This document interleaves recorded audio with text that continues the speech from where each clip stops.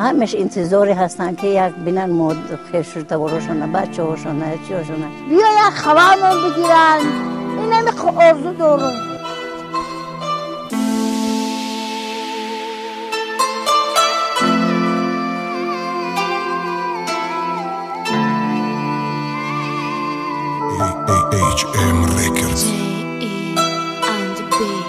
جنگ بین ناموس و ایمان، نفرت بین دو مسلمان، حسد میبریم به دیگران، زندگی به پشت باری گران، لبریز کوسای صبری غریب که هیچ به مقصد نمیرسه قریب. مرد جوان با چشمای تر در فکری حیات خانه و مادر، دختر در فکری بخت گم شده، یکی کوچگی شده که گم شده درد که ای خانه کردنش برنی در گپی خوب در اولانت پدر.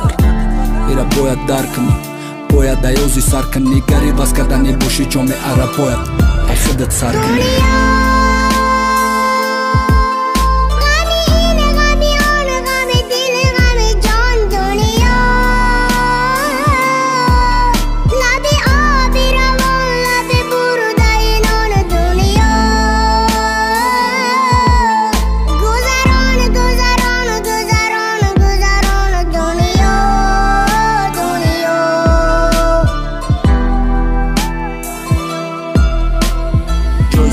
خونه یتیمو عبادی عمل نیتیمو، خونه بی پرستاران اما مخیل دا ای گناهگار هر یک تایمو. وقت عقیب گردونده میشید کشکی و شگر میکردی دا چیزی که داشتی گر ناحقی کردی نسبتی کسی میبرداری هر چیزی را کشتی دا خودت سوالتی که یا خیران برقتی پدرت که دا بدی صحبت باوری دارم دا یادت نداری غیری پرسیدنی پل یا پست خدمت.